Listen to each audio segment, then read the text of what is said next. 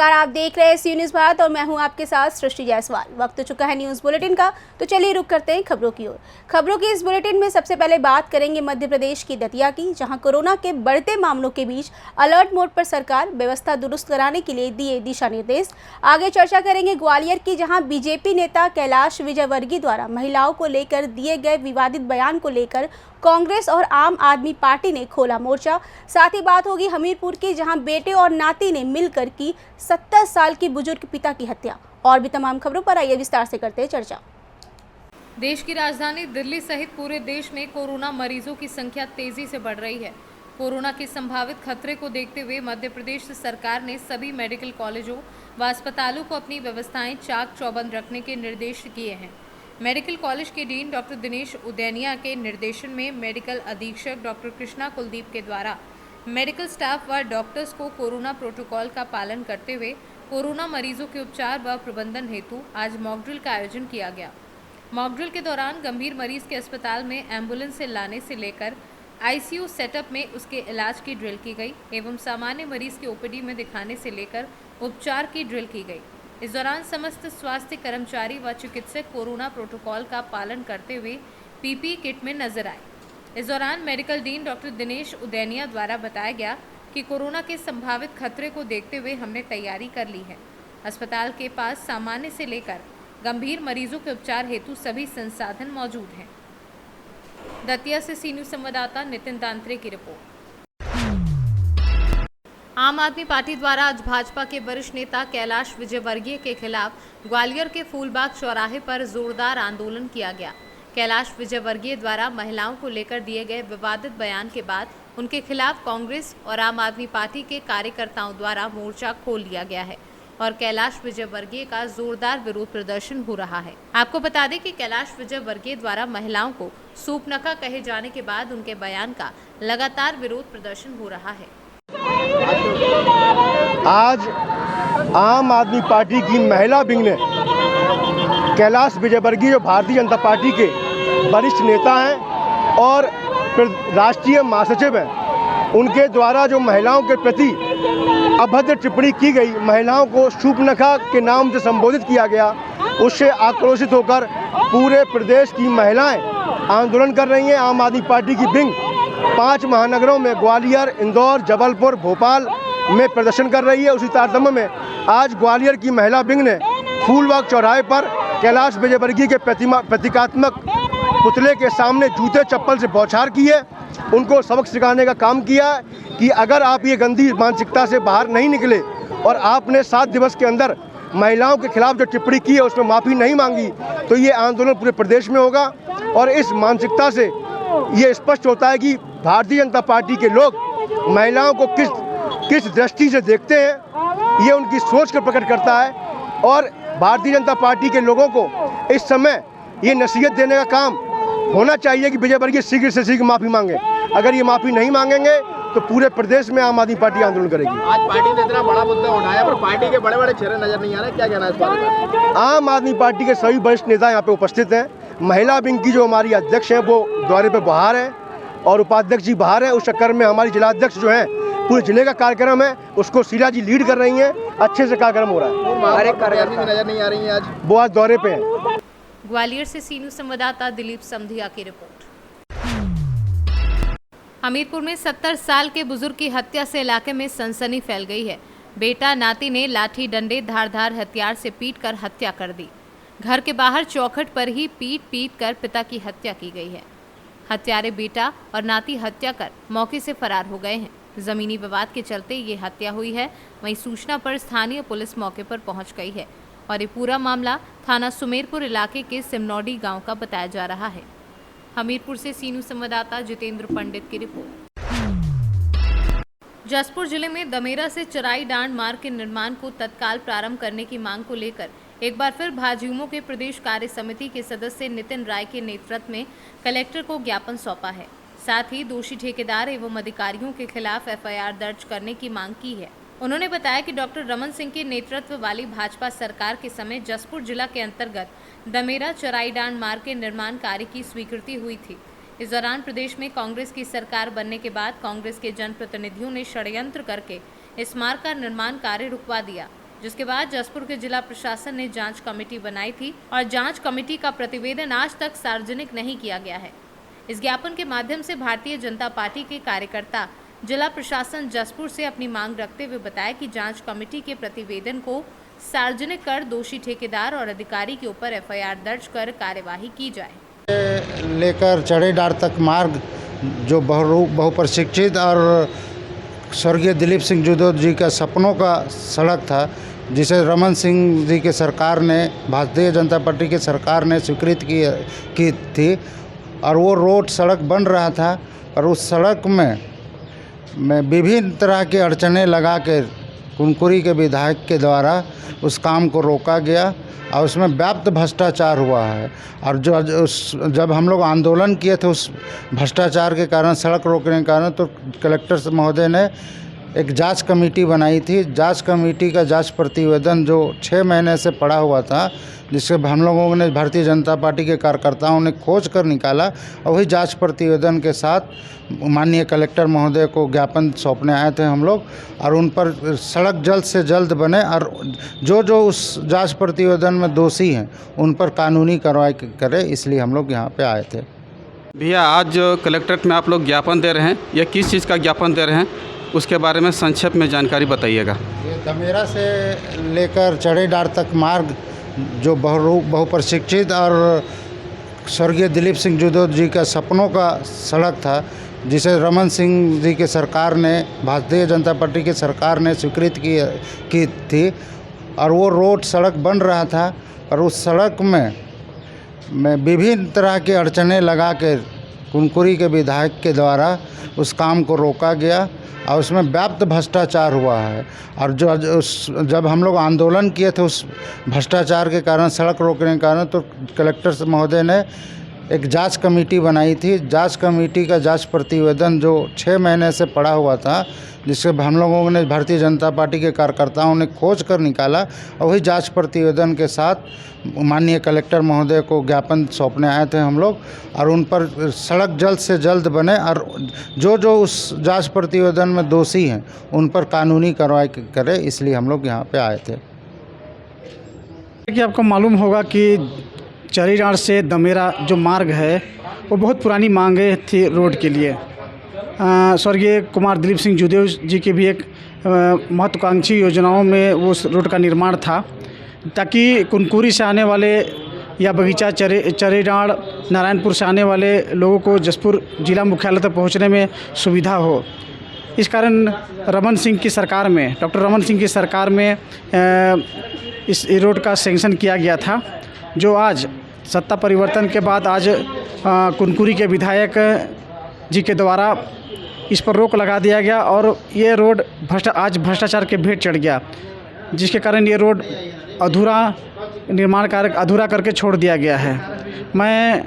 हम लोग आज कलेक्टर महोदय के पास आए हुए हैं कि यह काम को जितने भी दोषी हैं उसको उनके ऊपर कड़ी से कार्रवाई किया जाए और ये रोड का निर्माण जल्द से जल्द कराया जाए, ताकि उस क्षेत्र के लोगों को सुविधा हो सके जिला मुख्यालय पहुंचने में।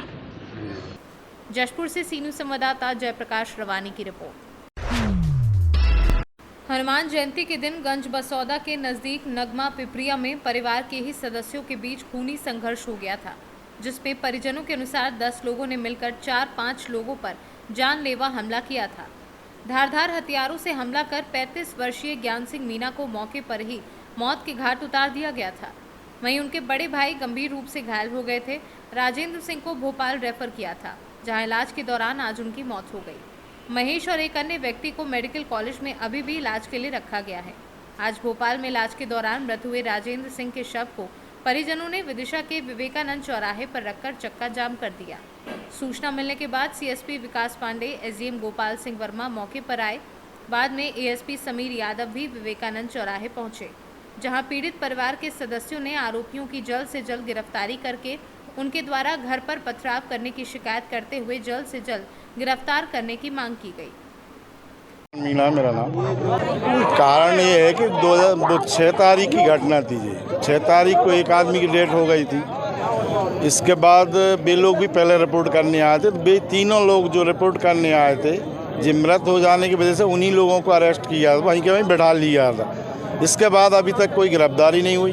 और वे लोग इन लोगों को तो धमकी दे ही रहे हैं। 2-3 जो बच्चे हैं जो उनने मार नहीं पाए, गांव वाले ने बचा लिया जब वो गांव में पहुंच गए भाग के। तो इसके बाद मुझे भी धमकियां मिल रही हैं कि जो बहुत नेता हो रहा है, हमारे पास बहुत पैसा है, हम पैसे में पुलिस खरीद ली हमने। किस तरह की घटना है ये? जे नेंगमा पेपरिया की घटना। ये जो आरोपी हैं ये कौन कौन है नाम? जे आरोपी जो पहले ख़त्म हो गया वो मेरा भांजा मानता, और जे अभी ख़त्म हुए मेरा साड़ू भैया है। जो आरोपी हैं सामने वालों ने उन पे प्रहार किया वो लोग बे दीवान सिंह, परवत सिंह, मलखान सिंह, रणवीर, राजू, और इसके बाद एक दीपेश, काना, ऐसे करके 10 लोग हैं। 11 लोग हत्या 10 लोग हैं।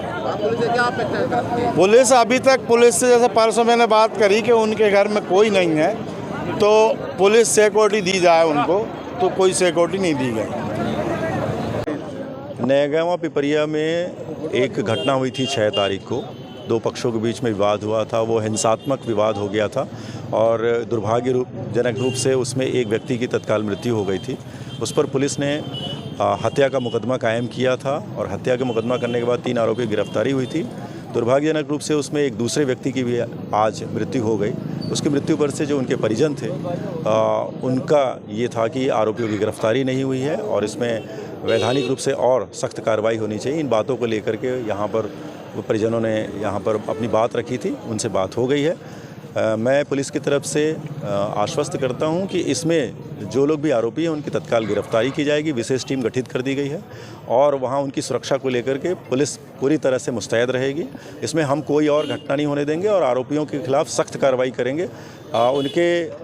रही बात उनके अवैध मकानों की या फिर संपत्ति की, तो उसकी रेवेन्यू डिपार्टमेंट से जानकारी ली जाएगी और जो भी अवैध संपत्ति होगी उसको नियमानुसार उसके खिलाफ कार्रवाई होगी। ये क्या पुरानी रंजिश चली जा रही है? हाँ, घटना के उसमें तो यही बात आई है, लेकिन घटना दुर्भाग्यजनक है, ये ज़्यादा इम्पोर्टेंट है। विदिशा से सीनू संवाददाता पार्थ कुमार की रिपोर्ट। बिजली की झूलती लाइन की चिंगारी से 25 बीघा गेहूं की फसल जलकर राख हो गई है। 4 एकड़ लगभग 25 बीघा गेहूं की फसल जलकर राख हो गई है। वहीं ग्रामीणों ने बमुश्किल आग पर काबू पाया है। सूचना देने के बाद भी नहीं पहुंची फायर ब्रिगेड की टीम। पूरा मामला थाना उगैती क्षेत्र के स्वदेशपुर गांव का बताया जा रहा है। बिजली विभाग की लापरवाही का नतीजा अब किसानों को भुगतना पड़ रहा है। बदायूं से सीनू संवाददाता प्रताप सिंह की रिपोर्ट। बलिया में लूट की घटना का पुलिस ने खुलासा किया है। लूट करने वाले 2 युवक तमंचा कारतूस के साथ गिरफ्तार किए गए हैं। कब्जे से लूटी हुई बाइक भी बरामद की गई है। बीते दिनों स्टेशन जा रहे युवक से लूट हुई थी। पुलिस ने मामले का खुलासा किया है। मामला बैरिया थाने अंतर्गत का बताया जा रहा है। बलिया से सीनू संवाददाता श्री कृष्ण तिवारी की रिपोर्ट। बिहार में कोरोना के मरीज फिर से बढ़ने लगे हैं। एक तरफ जहां संक्रमित मरीजों की संख्या सबसे ज्यादा अभी पटना में है, वहीं भागलपुर में कोरोना के आधे दर्जन मरीज मिले हैं और 200 से अधिक लोगों में कोविड के लक्षण भी पाए गए हैं। वहीं भागलपुर से सटे जिला मुंगेर में भी कई लोग कोरोना से संक्रमित मिले हैं। इस बात से पूरे क्षेत्र में हड़कंप मच गया है। सिविल सर्जन अंजना कुमारी और जवाहरलाल नेहरू चिकित्सा महाविद्यालय अस्पताल के अस्पताल अधीक्षक उदय नारायण सिंह ने लोगों से मास्क लगाने की अपील की है और भीड़ भाड़ वाले जगहों पर जाने से भी परहेज करने की बात कही है। भागलपुर सदर अस्पताल की सिविल सर्जन अंजना कुमारी ने पुष्टि की है कि भागलपुर में भी कोरोना के 3 मरीज पाए गए हैं, जिसकी आधिकारिक पुष्टि भी हो चुकी है। वहीं उन्होंने कहा कि कोरोना से बचाव के लिए जो राज्य सरकार के दिशा निर्देश दिए गए हैं, उसमें साफ तौर पर कोरोना से सतर्क रहने की भूमिका पर चर्चा करते हुए सचेत व दुरुस्त रहने की बात कही गई है, जिसमें हम लोग टेस्टिंग, ट्रीटमेंट से लेकर आइसोलेशन वार्ड बेड और ऑक्सीजन की व्यवस्था दुरुस्त कर चुके हैं। जो संक्रमित हो गए हैं उन्हें आवश्यकता अनुसार दवाइयां भी दी जा रही हैं।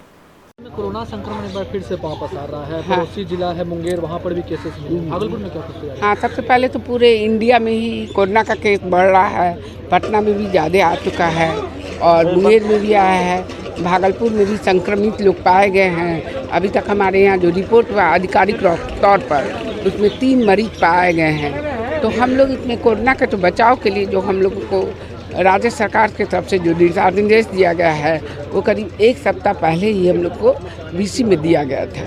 तो उसमें कोरोना के लिए सतर्क रहने की भूमिका हम लोगों के द्वारा बताई गई है। तो उसमें टेस्टिंग पर, ट्रेसिंग पर और ट्रीटमेंट पर जोर दिया जा रहा है। तो हमारे यहाँ टेस्टिंग करवा रहे हैं, एंटीजन टेस्ट करवा रहे हैं, RT-PCR करा रहे हैं। जो संक्रमित हैं उनके कॉन्टैक्ट पर्सन जो हैं उनका कॉन्टैक्ट ट्रेसिंग करवा रहे हैं, कॉन्टैक्ट टेस्टिंग करवा रहे हैं। और जो संक्रमित हो गए हैं उनको आवश्यकता अनुसार दवाई दी जा रही है। होम आइसोलेशन की ज़रूरत पड़ रही है तो उन्हें भी दी जा रही है। सदर अस्पताल में 70 बेड का कोरोना वार्ड है जिसमें 30 फुली इक्विप है। ऑक्सीजन प्लांट भी चालू अवस्था में है और ऑक्सीजन कंसंट्रेटर भी हैं, ऑक्सीजन सिलेंडर भी भरे हुए हैं। प्रशिक्षित डॉक्टर भी हैं, प्रशिक्षित NM भी हैं। अगर किसी तरह का कोरोना बीमारी अगर फैले तो उसके बचाव के लिए पूरी प्रबंधन की गई है। टीका कुछ दिन पहले ख़त्म हो गया है। राज्य सरकार अगर टीका हम लोग को उपलब्ध कराएगी तो जो बेनिफिशियरी डोज हैं, लास्ट डोज हैं, जिनको प्रिकॉशनरी डोज दिया जाएगा, उन सबों को टीका उपलब्ध होने पर उनको प्रिकॉशन डोज दिया जाएगा। अपील कीजिएगा कुछ जिले वासियों से। क्या कुछ अपील कीजिएगा जिले वासियों से? 70 हाँ, जिले वासियों से अपील यही है, कोरोना से बचने के लिए मास्क का उपयोग करें, भीड़ भाड़ वाले जगह में ज़्यादा नहीं आए। जो कोरोना का प्रोटोकॉल है उसके अलावा साफ सफाई, इस पर ज़्यादा जोर दें। धन्यवाद। भागलपुर से सीनू संवाददाता राहुल कुमार सिंह की रिपोर्ट। आज धार जिले में कई स्थानों पर अधिक बारिश होने से धार कृषि उपज मंडी में अफरा तफरी का माहौल बन गया है। बता दें कि यहां पर किसान और व्यापारी दोनों ही अपने अनाजों को बचाने में लग गए हैं। तेज बारिश से जहां एक ओर किसानों को खेत में पड़ी फसलें भीगी हैं, वहीं दूसरी ओर धार जिला मुख्यालय पर धार कृषि उपज मंडी में किसानों ने तो अपने अनाज को बरसाती से ढक लिया था, किंतु जो अनाज व्यापारियों के खुले मैदान में पड़े थे वह भीग गए हैं। नदावड़ी जी, ये बताइए आपकी, जैसे कि अभी अचानक एकदम जोरदार बारिश हुई है जी, मंडी में भी, जैसे आपकी मंडी में भी कई अनाज भीगे हैं जी, कुछ ने तो किसानों ने जैसे सेफ्टी कर ली है, किंतु क्या बताएंगे आपके नुकसान हुआ है या नहीं? ये अचानक बारिश की वजह से कुछ व्यापारियों को जो ढेर मतलब नीचे ये किया गया था तो उसका 1-8% मतलब नुकसान कह सकते हैं। अच्छा जी, बाकी के तो सभी ऊपर से तो व्यापारी और किसान ने सभी अपने अपने अनाज का त्रिपाल ढक के सुरक्षित कर दिया। अनाज नीलाम होता है और ढेरी बना के नीचे रखते हैं और अचानक पानी हुआ, वो भी नुकसान हुआ है क्या? उस जगह भी नुकसान हुआ? ढेरी से नीलाम नहीं होता, वाहन से होता, सिर्फ व्यापारी का ही मतलब जो ढेर ओपन है बस उसी में 1-8% हुआ। आपका नाम बताइए। के नरगा में मंडी सचिव धार। धार से सीनू संवाददाता प्रकाश जोशी की रिपोर्ट। फिलहाल के लिए इस न्यूज़ बुलेटिन बस इतना ही। देश दुनिया की बाकी खबरों के लिए देखते रहें सी न्यूज़ भारत।